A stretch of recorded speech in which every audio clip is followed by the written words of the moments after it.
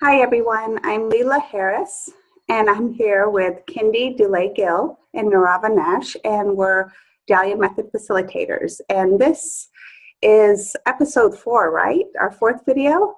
Right. Today we were talking about what to focus on, and we decided that we'd like to talk about volatile emotions and that experience of being triggered.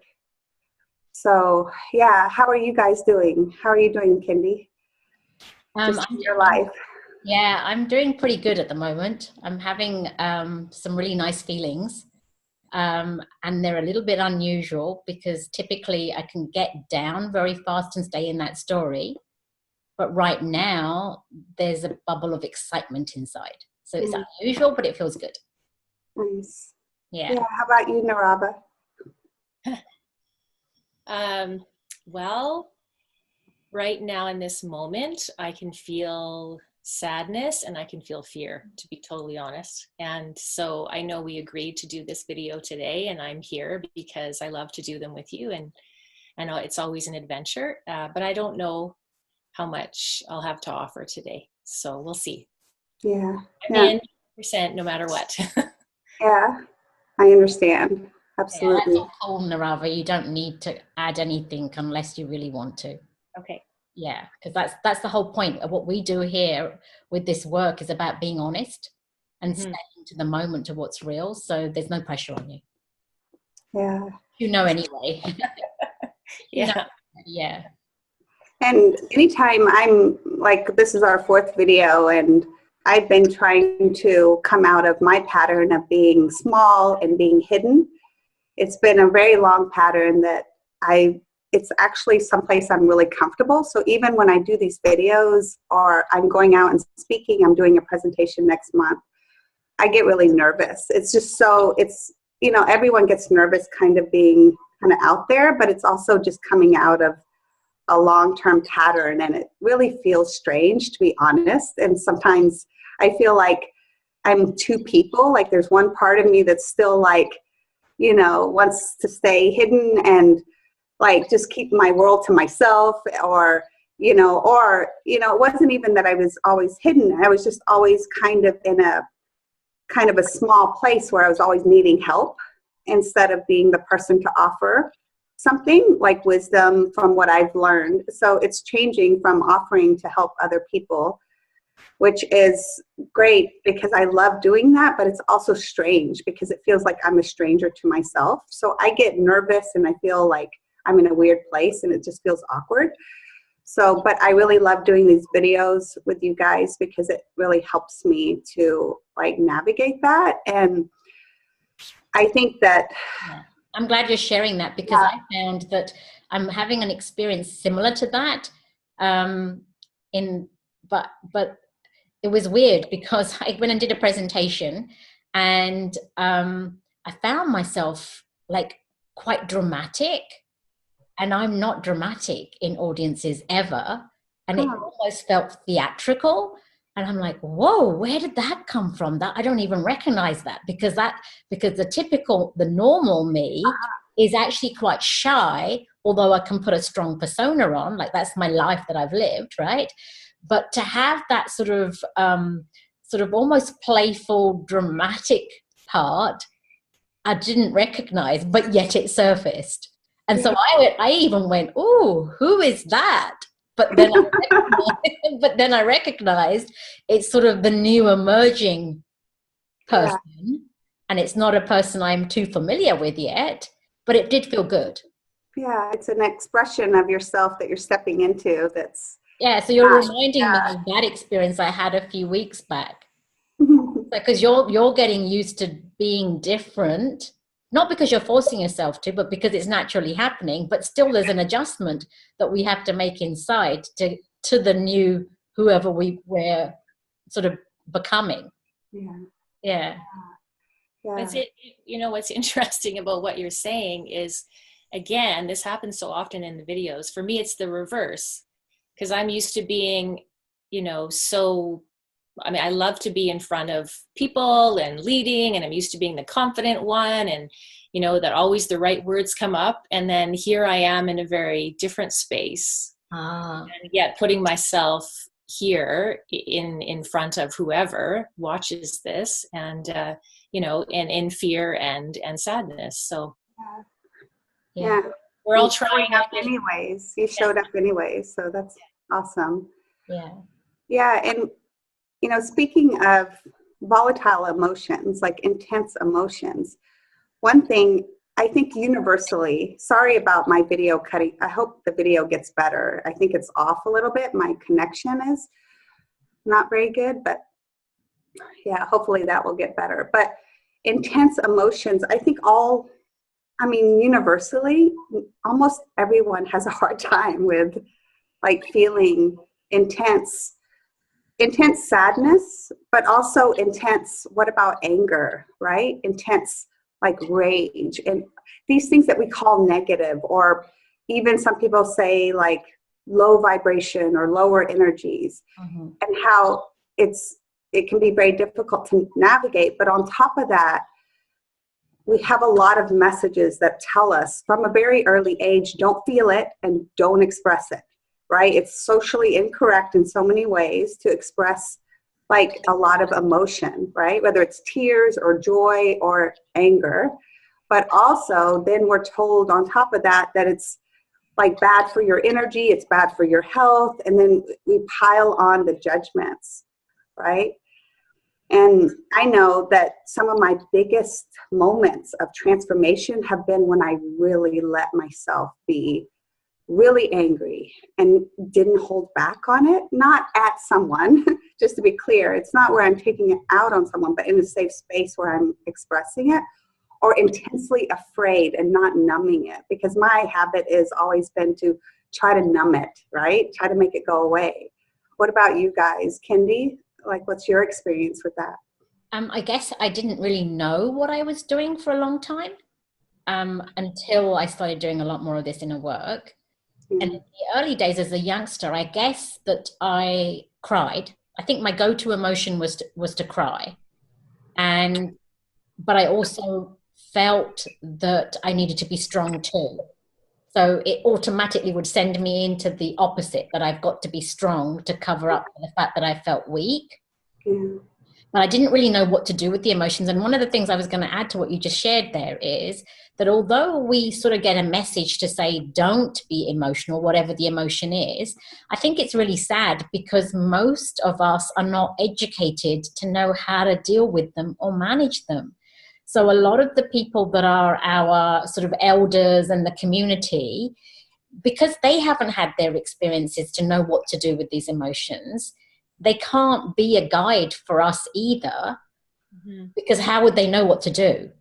And yesterday I was listening to somebody that was asking a question, and this woman was actually saying how she couldn't feel anything. So if you've lived long enough, you get to a point where you think you're stable because you're not feeling anything. And you're not aware that you're not feeling anything because you've learned how to numb it all, because socially that's the programming that we've received. Yeah. Makes sense? Totally. Yeah. And I can relate to that because when I realized I think I'm suppressed, this was about, 8 years ago. And I thought, I think there's things that I've repressed. It was just this idea that I had, I wonder. And then I would tell myself, try to feel. But the thing is, it's not always a matter of, just feel. Okay, I've been reading books. I know I need to feel my feelings. But then it was like, because there's something that happens automatically that's like, nope, right? So being able to like work with that, it can be very difficult, especially if people have traumatic experiences where you're not in your body, right? You've learned to not be in the body at all. And that can be difficult to work with, but it takes a little bit of time. And I know I've had to work with the desire to numb, like the love of numbing myself as well, right? So we're not just being in conflict. Well, okay, there's feeling my feelings, and then there's numbing, and numbing is bad and feeling is good. So I just need to stop numbing. But then I had to be honest with how much I love to numb myself, right? Is And I that still struggle with that when I'm eating chocolate cake and I'm like, oh, I love this. You know, it's, you know, yeah, it's I was going to say, is that one of the reasons why, like, you know, like when people just need to have a drink at the end of an evening when they've had a stressful day, that's just like an automatic thing to do. But it's because of that, they need to numb themselves, but they don't know that they're needing to numb themselves. They think that they're just going into relaxation. Really, it's avoiding what they truly feel, I guess. Yeah, it's not really relaxation, right? That's it, but we can sometimes think of it culturally. We're relaxing, you know. Yeah. What about escapism? Is that what it is? Yeah, and the opposite is true as well, because sometimes from the numbing there's a forced I'm just thinking of a few situations of you know, young people cutting themselves and, you know, like trying to feel something, right? Or getting, you know, involved in intense experiences, whether that's sexual experiences or, you know, adrenaline rushes, just to try and feel. So kind of it's both, right? Yeah, because it's like that feeling of I want to feel alive. That's right. Right? Yeah, I used to go to music festivals years ago, and I would go and I would drink and I would take pills and then I would listen to music and I would feel, it was like in my daily life, I didn't feel very happy, but when I would go on these trips or these festivals, I would have that experience of being alive.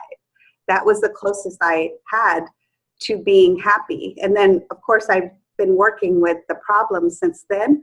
So I know that I can feel alive without the, you know, the drugs or the alcohol. But yeah, it's like we, as humans, we want to feel good. We want to feel alive. We want to feel connected. And we try to do whatever we can to have those experiences. But that sounds like it's a swing, isn't it? When you're wanting to feel alive, you're trying to compensate for the fact that a lot of the time you are numbing yourself. So when you do extreme sports and they're getting the thrill of that extreme sport, a big part of their life is spent suppressing their emotions and not really feeling them. So they're just swinging back and forth. But could be, yeah, not necessarily, but could be, yeah. Right, I see. Yeah. So you don't think we tend to swing back and forth with this then? Oh no, I was agreeing with the swinging, but to say that everyone that does extreme sports. Oh yeah, that's right. Yeah. I just didn't want to get that message out there. Yeah, that's true. Yeah. So for me, I didn't even know that I was really suppressing my emotions, because when something happened outside of me that didn't appeal to me, I would just hold it in, thinking that's what I was supposed to do. And I'd feel the hump and I'd feel wound up and my energy would change and I'd internalize, but I had no idea what I was really doing to myself. Yeah. I had no teaching saying that if I'm just absorbing it in, that it's still part of my energy and it's now become part of my unconscious and it's now affecting my behavior. I had none of that knowledge. So because we think, oh, like I remember thinking I can repress something and it'll go away. Like I'll just pretend that's not there. And I would think that it's like not hurting me. I didn't make the connection to my ups and downs and my emotional swings and my problems concentrating and problems being present and here, right? To the fact that I'm stuffing everything that I'm feeling. It took me a long time to realize that. And I was going to add that I always have considered myself a feeling person and an emotional person. So when I went for my first private session with Mata in 2013, and she said, well, wow, you really suppress your emotions. I was like, what? Because I never would have guessed that, because I could feel things, right? I wasn't aware how much I was choosing to feel good things, but not the uncomfortable things. Yeah. So the uncomfortable things you were just holding inside. Yeah. Right. Yeah.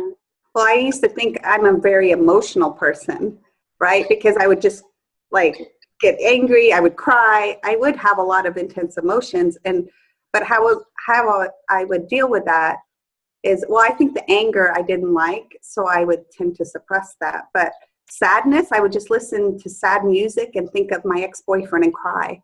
Like, I would wallow in it. I didn't realize I wasn't actually feeling it by doing that. I was just kind of like in it, right?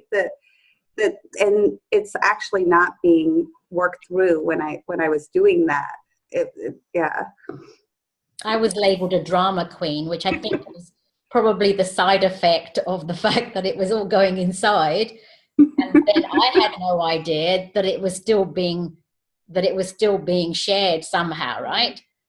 But things like Les Miserables, I mean, I would listen to the music of Les Miserables and just sob and sob and sob.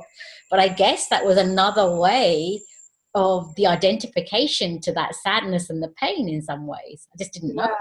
Yeah, and just an outlet for it. Yeah. Even though it's not really the healthiest outlet, it kind of finds it's almost like this is socially appropriate and I can wallow in it, but I can control it, right? Yeah. I think when we're really feeling things, it's that feeling of I'm not controlling this, and that's scary. I'm not controlling the anger. I'm not controlling the grief, the sadness. And that's, I think universally as humans, we have difficulty not controlling ourselves, right?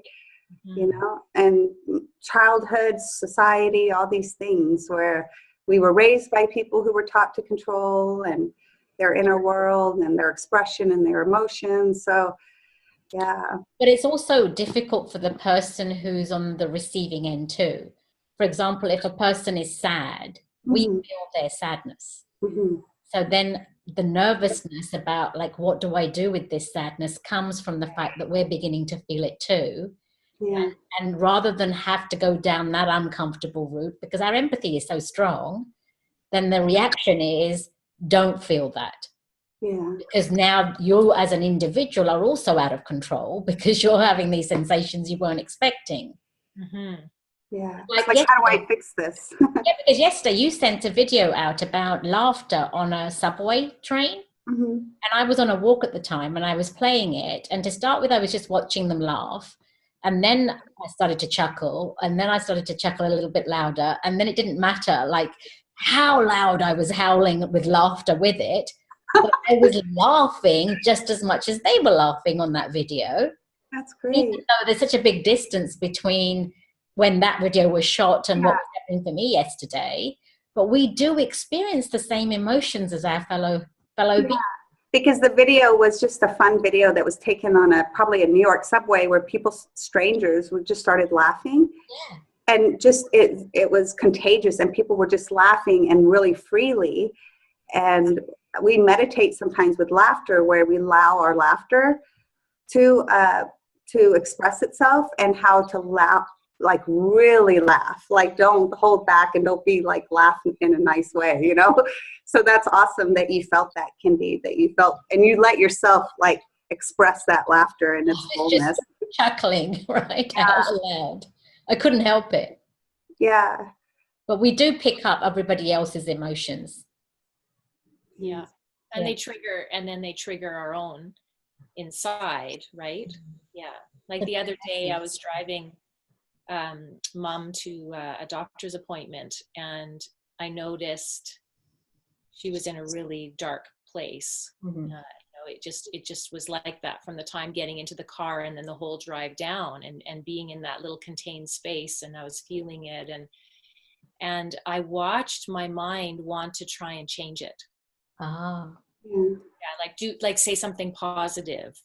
Say something, like an old pattern of that. Like I'm pretty good at not doing that, but yet the intensity of what was happening, there was this part of me was like, I think because it was triggering my own stuff too. So there was this part that wanted to change it, but then I just kept relaxing in and going, no, this is totally fine. This is a part of the human experience. Like I'm just going to allow this to happen. It's just the weather, this too shall pass.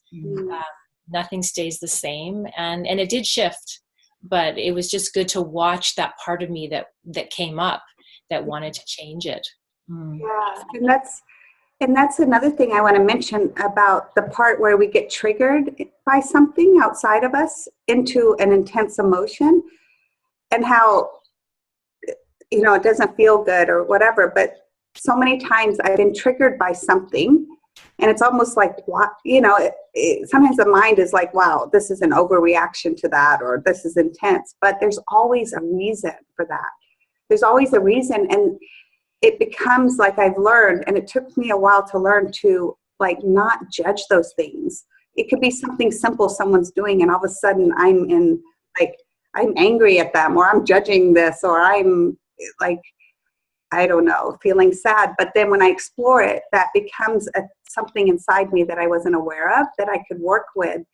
That it's basically like, okay, it's time to work on this issue. That's right. And that's why the emotion is so intense. It wants to get our attention. Like, I want you to hear me and see me, you know, and it's not, we're not like mistakenly emotionally crazy. No, unlike what we've been taught. No, there's always a reason. I remember in New York last year, we'd come off of Brooklyn Bridge, and I wanted to find a toilet. And I somehow was trying to send a message that everybody in my family needed to find me a toilet. But they were like, well, you need a loo, just go to find one, right? And so they stayed in one place. I went off somewhere else. Wherever I went, there wasn't one. So I had to come back again. And in the Starbucks that we were in, the line was massive, like really long. Mm-hmm. And I had to stand in that line for about 45 minutes, to the point that I was almost about to wet myself. But the fury inside me was uncontrollable. And the longer I waited, the more wound up I got, and the more pissed off I got. And I had no idea why I was reacting that way. And when I eventually came out of the loo, I just erupted, like with my 3 kids at Surinder. Everybody was like, oh my God, what's happened to mum now, right? And it turned out that when I did a Dalian method session afterwards, it was a 5 or 7 year old memory, I think about 7 maybe, of me in a chemist where I had gone in to pick up a prescription, and I was in a line, and nobody knew I was in the line. And the line just got longer and longer. Other people kept coming in from behind me and receiving their prescription, and I was being ignored. So in this line in New York, I felt my family had ignored my request to find a toilet. And that's what my fury was about. And it was all related to a wound from being a child where I had been ignored, and I was in a line for a very long time. So now the adult version of me is actually reliving a 7-year-old experience where I felt helpless. And the learning was that as a 7-year-old, I should have spoken up and said, look, you guys keep ignoring me, but I am here, and can I have my prescription? And the same thing as an adult, if I couldn't stand for 45 minutes, I should have gone to the person at the front of the line and said, I can't hold this in, I need to go first. But I hadn't used my voice in the same way. Wow. So wonderful example. Thank you. Yeah. But that's why when that volatility arises, we have to be compassionate with ourselves, because there is a reason for it. There's some old memory that we've long lost, forgotten. And even though it looks like drama or erraticness, there's always something that's suppressed that we hadn't learned. And Anisha even said to me, Mum, I mean, why throw a hissy fit at us? You just could have gone to the person at the front and said, I need the toilet now. Yeah. She'd even said what the actual lesson was, but I didn't get it until I did the Dalian. Yeah, because when that surfaces, we're not in a rational place, because it's like something is unleashed, a memory, and we're in that. You're 5 years old. Yeah, we're transported back into that memory, and we don't even know that that is the memory that's driving our volatility. Yeah, the unconscious is running the show there. Absolutely. Yeah. So even when you said earlier that you feel sad and you feel afraid, there'll be some history behind that sadness, and there'll be some history behind that fear. And I know what you're like. You're bound to do a Dalian method session to help find the history so that you can get out of this place. But there's going to always be a story behind it. Yeah, I can hardly wait till Wednesday, because that's the soonest I can do it. But but it'll happen, won't it? Right? Yeah, and maybe because it's not happening till Wednesday, there's more that I need to see between now and then, or experience. Yeah. I always trust that. Like, it's always amazing to me.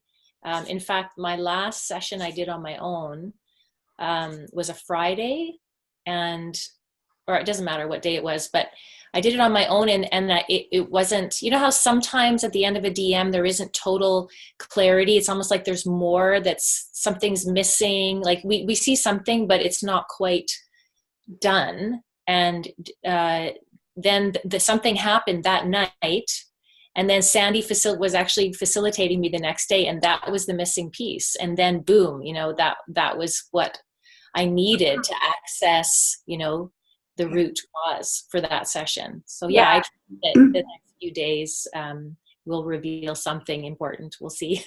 And that's a great point to make, Naravas, and encouragement. Like when you first start doing this, if you're someone who's been not really feeling fully or holding back or suppressing, and you first start doing it, it can feel like an uphill battle at first to just feel these things.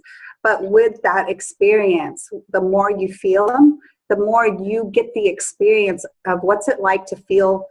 For example, I always use anger because that's one that a lot of people judge and hold back. But what's it like to go in a safe space and express it 100%? It's like, whoa. And then you feel the transformation inside and the clarity that comes. But then the next time it happens, you do it again, and then you start to, the trust comes naturally by experience. It's not trust in what happens, and the reason it happens doesn't come from like a theory that you take on in your mind. It comes from experience. Okay, I've experienced this enough, so I know to trust, because that's been my experience. I've seen that.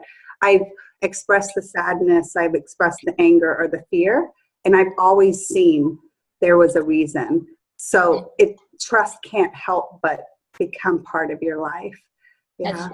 And trust also builds because you see the benefit of having dealt with the emotion. So go back to the example of the toilet situation. So now I know to speak up in certain situations where I would never have spoken up before. So there's no reason for that type of emotion to ever build up. And as we progressively keep dealing with the emotions, what tends to happen, or what certainly is happening for me, is the old reasons to get wound up just don't arise. Even if those similar circumstances are happening outside of me, they don't touch me because there's no reason for them to now, because the lesson I was due to learn has been learned. So the beauty of being able to trust is that that trust grows the more you see the benefit of dealing with the emotions appropriately and no longer suppressing them. Yeah. And life is mathematical, like Narava was saying, that something happened, boom, that evening, and you needed to see something. That's the other thing. That's the other reason why trust grows, is because when you're watching really carefully, all the events that are arising each day are mathematically exactly the experience you need for the next piece of evolution for you. Nothing's accidental. No. So then you trust life even more because you know it's sort of happening for you, not against you. Yeah.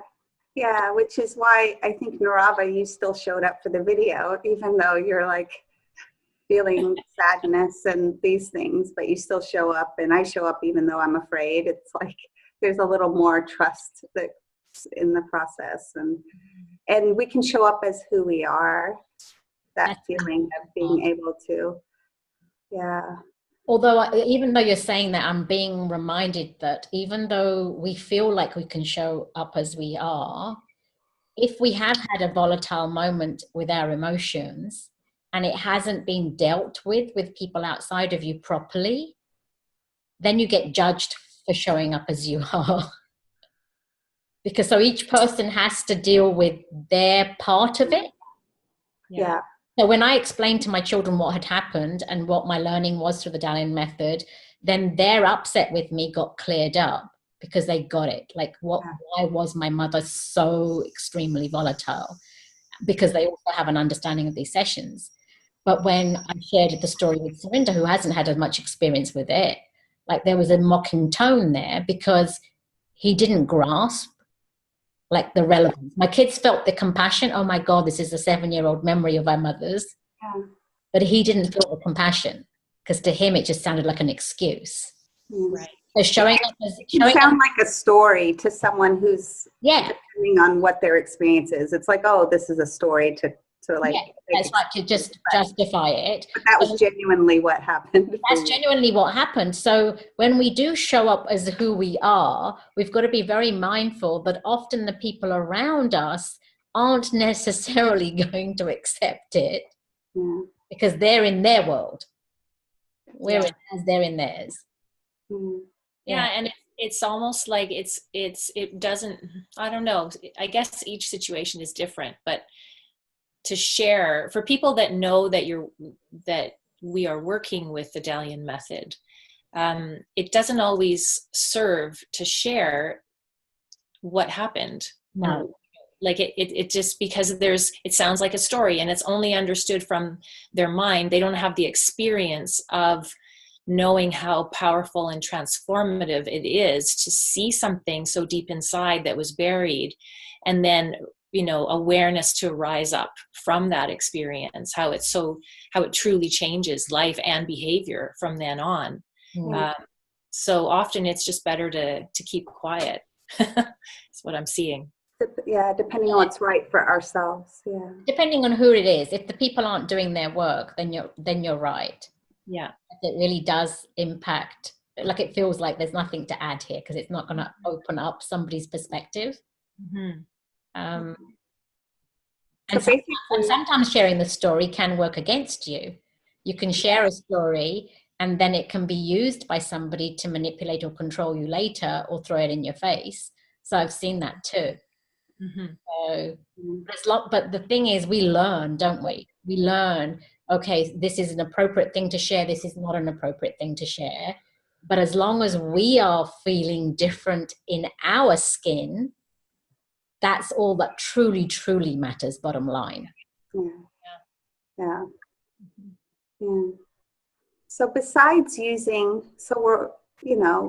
the Dalian method, you have an intense emotion, a triggered reaction using the Dalian method. What else would you guys suggest for someone in a moment of being triggered or intense emotion? Watching. Like, and breathing too, right? Because sometimes one way we repress by judging, but also by holding the breath, like really, we hold breath in when there's an intense emotion.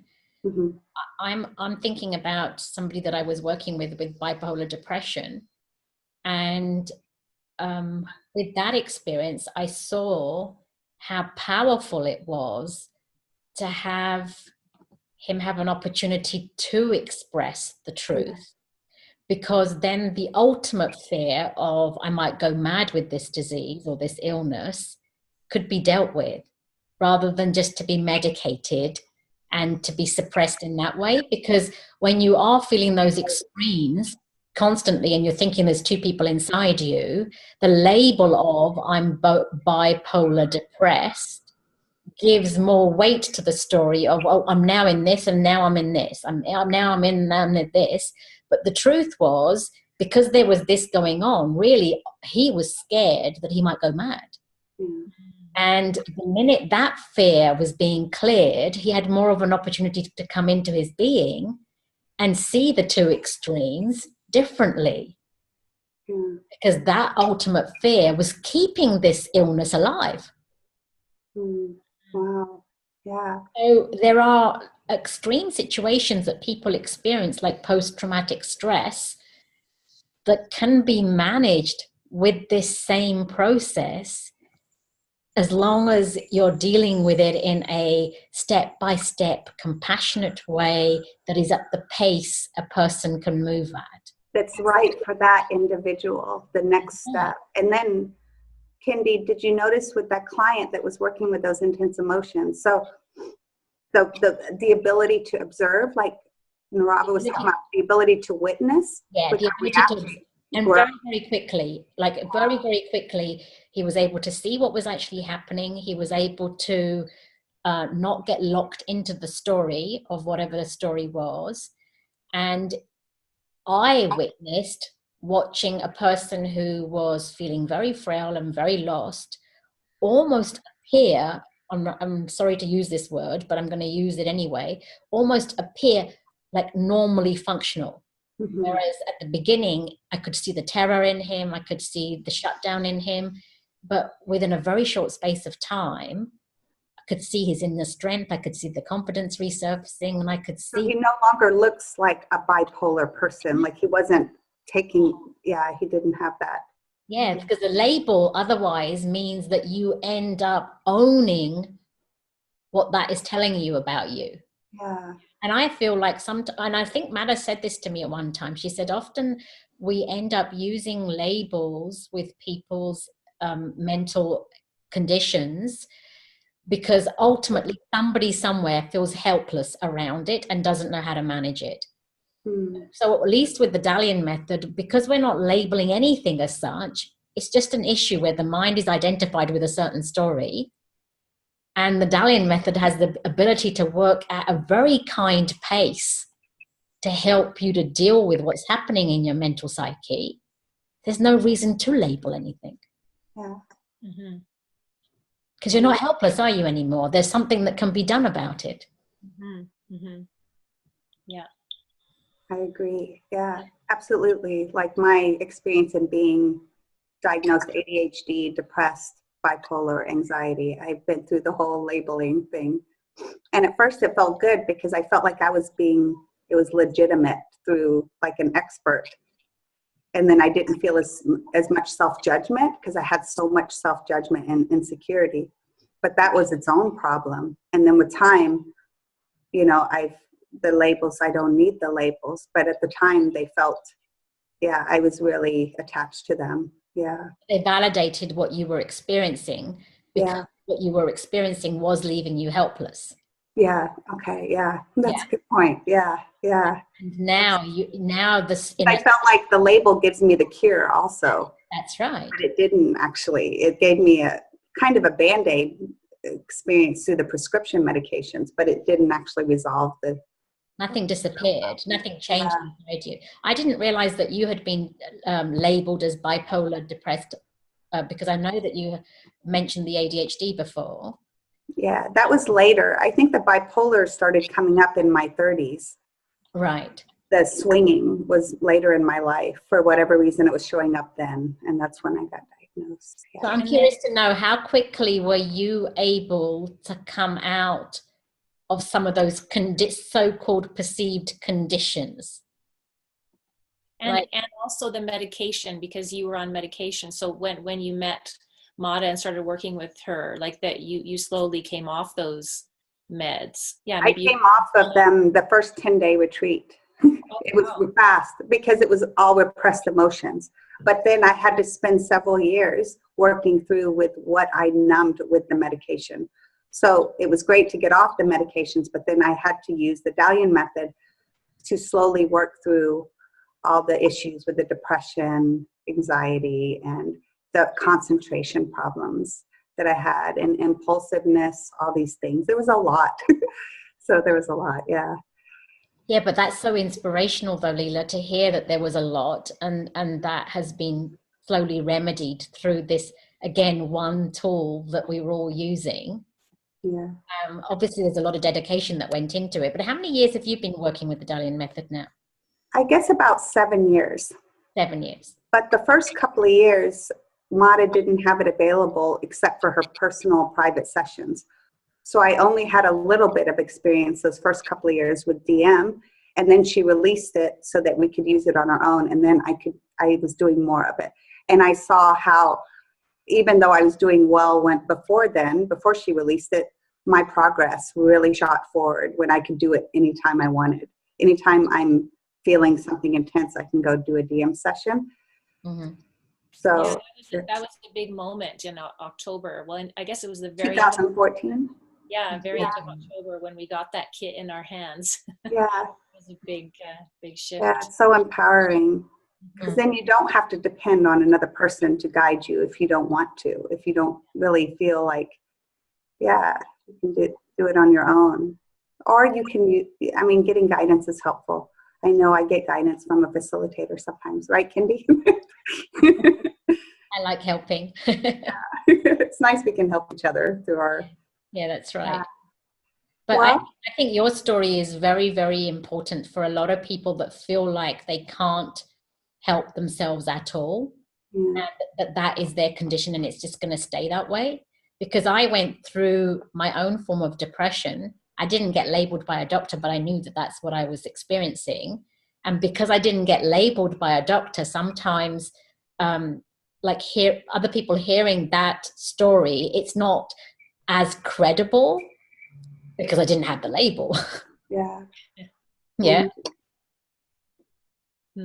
So with you, it's very inspirational, Leela, because a lot of people will get a lot of hope and encouragement in knowing that, particularly now when there's so many children that are being, that are either anxious or they are experiencing ADHD. Yeah. And they're getting labeled with it, and then they're getting medication for it, and they're getting things for their concentration around it. Yet internally, so much can be done to remedy it holistically. Yeah. Yeah. There's so much more we can do for all these people, and especially for kids. You know, this is really a huge, like, paradigm shift for taking things that it's almost like they're heading into more diagnoses, more prescription medications, but there's also something else going on where it's like the need for alternative, healthier options is really coming up in reaction to that. So I'm really feeling good about that. DM, more people are interested in it, and there's more things being done to explore other ways and not to medicate kids. But I think I was 19 or 20 when I first started on medications, and I couldn't really function very well. Holding down a job was even hard for me. You know, so it was like and so I couldn't even help myself because I couldn't even manage my own brain. I couldn't even remember things like doing laundry. I wouldn't think of it until I had no clean clothes to wear. It was like that kind of ADHD, like your life is a mess. So the medication helped me to at least function, but then I used that ability to start looking for answers. So because it was not caught when I was younger. So I didn't catch it till I was having to take more care of myself and realize how much of a mess I was in. So it is fascinating how little we know about ourselves, because I didn't know that under my sort of strong persona, or the outside strong persona, that I was so scared. I had no idea that many fears existed, and that I had so many needs, like so much neediness. Yeah, that inner child, like you just don't know that those aspects exist inside you until you put yourself back together. But it can only be put back together through our emotions and giving ourselves a chance first to experience them and then learn from them. Like now, if I have an outburst, I immediately know, okay, I got triggered. So I got triggered. I wonder what that was. There's something for me to see. Yeah. It's not like I'll just have an outburst and think, well, that's just a release and it's done with. There's always a clue that emotional outburst means something. Yeah, because and compared to how long did it used to take you before you realized you had an outburst, or that you would have this kind of feeling that, oh, something happened? For me, there were two emotions. One was sadness, so tears. If I didn't get things my way, or I felt like I was misunderstood, or I felt like I was like the victim, I'd fall into tears very fast. And then the other would be, I'd be okay. And then I would just snap, and like a volcano, there'd be like this eruption of anger, and then I'd come back down again, right? So there's two things that tended to be my typical go-to emotions. And your question was how long? Well, I'm just thinking back in time where I would go into that triggered moment, and it was happening so much in life. I think I was just so used to being in that kind of crisis mode internally, but it would take me a long time to have an insight about it. Like even years, I would look back and go, oh, and then another couple of years it was just so slow until I started. And then now it's amazing, that ability. And I'm not saying I can always do this, because sometimes it might take me a while to realize, but we can have it soon after we have the experience, or even like maybe even during it. right? It's like, I'm triggered right now. And that's pretty amazing, actually. Yeah. Yeah. And to see, and sometimes now there's an awareness about why, if while it's happening, there's a piece, something is shown as to why it's happening, something from childhood comes up, or even in the midst of it all, but there's still more to explore and unravel after it. But yeah, that's an amazing thing. It does come with hard work though, doesn't it? For a little while, but then it becomes actually kind of fun and exploring, even when it's like it doesn't feel good, but yet it's like, okay, something new is happening. I'm ready for a new, I just meant something else. But yeah, hard work. It's been hard work.